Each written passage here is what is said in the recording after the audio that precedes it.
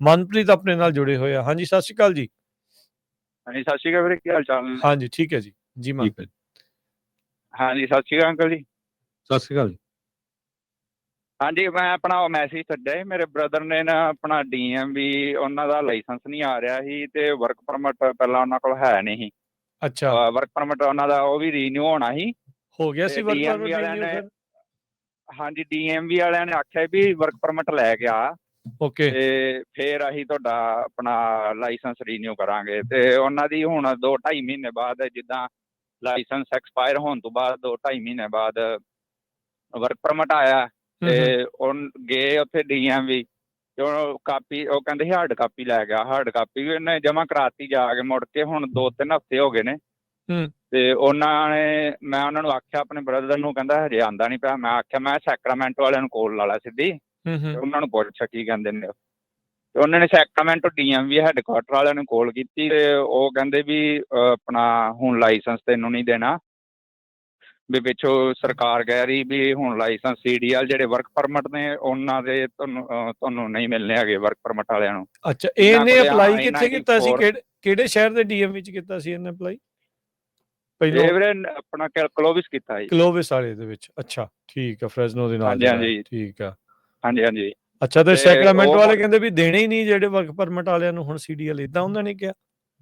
ਹਾਂਜੀ ਹਾਂਜੀ, ਉਹਨਾਂ ਨੇ ਏਦਾਂ ਆਖਿਆ ਤੇ ਨਾਲ ਆਖਿਆ ਵੀ ਜੇ ਤੁਹਾਡੇ ਕੋਲ I-94 ਜਾਂ ਉਹਨਾਂ ਨੂੰ ਮਿਲਣਗੇ ਉਹ ਲਿਆਓ ਤੁਸੀਂ, ਜਿੱਦਾਂ ਕੇਸ ਪਾਸ ਹੋ ਜਾਂਦਾ ਨਾ ਅਸਾਈਲਮ ਆਪਣੀ ਹੋ ਜਾਂਦੀ ਗ੍ਰਾਂਟ, ਅੱਛਾ ਠੀਕ ਜਾਂ ਆ। ਉਹ ਲੈ ਕੇ ਆਓ ਪੇਪਰ ਤੇ ਜਾਂ ਫਿਰ ਤੁਹਾਡੇ ਕੋਲ ਵੀਜ਼ਾ ਹੋਣਾ ਚਾਹੀਦਾ। ਹੁਣ ਪਤਾ ਨਹੀਂ ਕਿਹੜਾ ਸਰਟਨ ਟਾਈਪ ਕੋਈ ਵੀਜ਼ਾ ਹੋਵੇ ਜਿਹੜਾ ਹਨਾ ਅਜੇ ਤੱਕ ਕੋਈ ਪੱਕਾ ਦੱਸ ਨਹੀਂ ਰਹੇ ਆ। ਉਹ ਤਾਂ ਆਲਰੇਡੀ ਜਾਂ ਮਾਰਕੋ ਫਿਰ ਰੂਬੀ ਤੁਹਾਡੇ ਉਹਨਾਂ ਕੋਲ ਨੇ ਬੰਦ ਕਰਤੇ ਜਿਹੜੇ ਟਰੱਕਿੰਗ ਵਾਲੇ ਵੀਜ਼ੇ। ਉਹ ਕਹਿੰਦੇ ਵੀ ਉਹ ਉੱਤੇ ਅਸੀਂ ਉਹ ਵੀ ਬੰਦ ਕਰ ਰਹੇ ਹਾਂ। ਸੋ ਬੰਦੇ ਨੂੰ ਤਾਂ ਫਸਾਤਾ ਹਾਂਜੀ ਇਹਨਾਂ ਨੇ ਹਾਂਜੀ, ਪੂਰਾ ਹੀ।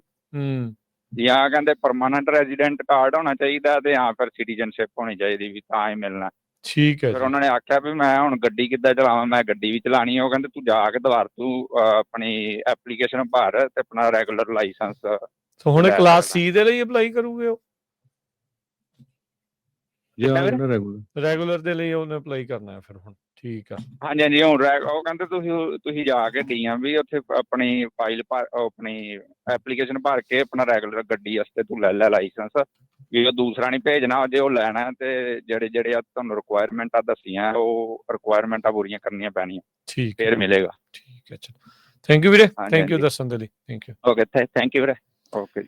ਹੁਣ ਤੁਸੀਂ ਦੇਖੋ ਵੀ ਉਹਨਾਂ ਨੇ ਕਹਿਦਾ ਵੀ ਜਾਂ ਅਸਾਈਲਮ ਗ੍ਰਾਂਟ ਹੋਇਆ ਹੋਵੇ, I-94 ਹੋਵੇ, ਗ੍ਰੀਨ ਕਾਰਡ ਹੋਵੇ ਤੇ ਜਾਂ ਸਿਟੀਜ਼ਨ ਹੋਵੇ। ਇਹ ਜਿਹੜੇ ਜਿਹਨੇ ਅਪਲਾਈ ਕੀਤਾ ਸੀ ਇੱਥੇ ਕਲੋਵਿਸ ਵਾਲੇ DMV 'ਚ, ਜਦੋਂ ਉਹਨੂੰ ਨਹੀਂ ਮਿਲਿਆ ਉਹਨੇ ਵਰਕ ਪਰਮਿਟ ਵੀ ਜਮ੍ਹਾਂ ਕਰਾਤਾ, ਸਾਰਾ ਕੁਛ ਜਿਹੜਾ ਉਹ ਕਰਤਾ। ਤੇ ਉਸ ਤੋਂ ਬਾਅਦ ਦੇ ਵਿੱਚ ਜਿਹੜੇ ਸੈਕਰਾਮੈਂਟੋ ਵਾਲੇ DMV ਵਾਲਿਆਂ ਨੇ ਫੋਨ ਦੇ ਉੱਤੇ ਇੱਦਾਂ ਜਿਹੜਾ ਉਹ ਦੱਸਿਆ। ਫੋਨ ਦੇ ਉੱਤੇ ਇਹ ਵੀ ਹੁੰਦਾ ਹਰਜੋਤ ਸਿੰਘ ਜੀ, ਬਹੁਤ ਵਾਰੀ ਇੰਪਲੋਈਜ਼ ਨੂੰ ਪਤਾ ਹੀ ਨਹੀਂ ਹੁੰਦਾ ਵੀ ਕਿੱਦਾਂ ਆ, ਕਿਵੇਂ ਆ, ਕੀ। ਪਰ ਜਿਹੜੇ ਹੁਣ ਲੋਕਲ ਕਈ DMV ਜਾ ਰਹੇ ਉਹ ਫੜ ਕੇ ਲਾਇਸੈਂਸ ਰੱਖ ਰਹੇ ਹੈਗੇ ਆ। ਹਾਂ, ਉਹ ਹੁਣ ਹੋਰ ਵੀ ਧੱਕਾ ਆ, ਪੂਰਾ ਹੀ ਧੱਕਾ ਆ ਹਨਾ। ਵੀ ਹੁਣ ਲੋਕੀ ਅੰਦਰ ਖਾਤੇ ਕਹੀ ਜਾਂਦੇ ਯਾਰ ਜਾਓ ਹੀ ਨਾ, ਦੱਸੋ ਹੀ ਨਾ, ਵੀ ਪੁੱਛਣ ਕੀ ਕਾਤੇ ਜਾਣਾ ਆ। ਚਲੋ ਉਹਨਾਂ ਦੀ ਭਾਵਨਾ ਵੀ ਸਮਝ ਆਉਂਦੀ ਆ ਵੀ ਕਿਉਂ ਕਹਿੰਦੇ ਆ, ਪਰ ਜਿਹੜੀ ਫਿਰ ਮਿਸ਼ੀਗਨ ਵਾਲੀ ਆਪਾਂ ਖਬਰ ਸਾਂਝੀ ਕੀਤੀ ਆ ਫਿਰ ਇਹ ਤਾਂ ਹੈਰਾਨੀਜਨਕ ਆ। ਫਿਰ ਹੋਰ ਵੀ ਹੈਰਾਨੀਜਨਕ ਆ ਵੀ ਬਾਹਰੋਂ ਦੇਖਣ ਨੂੰ ਕਮਰਸ਼ੀਅਲ ਡਰਾਈਵਿੰਗ ਲਾਇਸੈਂਸ ਤੇ ਅੰਦਰੋਂ ਜਿਹੜਾ ਉਹ ਕਲਾਸ C ਲਾਇਸੈਂਸ ਬਣ ਗਿਆ ਵੀ ਤੁਸੀਂ ਗੱਡੀ ਹੋਈ ਇਕੱਲੀ ਜਿਹੜੀ ਉਹ ਚਲਾ ਸਕਦੇ। That's really dangerous. ਵੀ ਇਹ ਕਲੀਅਰ ਕਰਨਾ ਚਾਹੀਦਾ DMV ਨੂੰ, ਜਿਹੜਾ ਉਹ ਕਲੀਅਰ ਕਰਨਾ ਚਾਹੀਦਾ ਵੀ ਸਿਚੁਏਸ਼ਨ ਜਿਹੜੀ ਉਹ ਕੀ ਹੈਗੀ ਆ।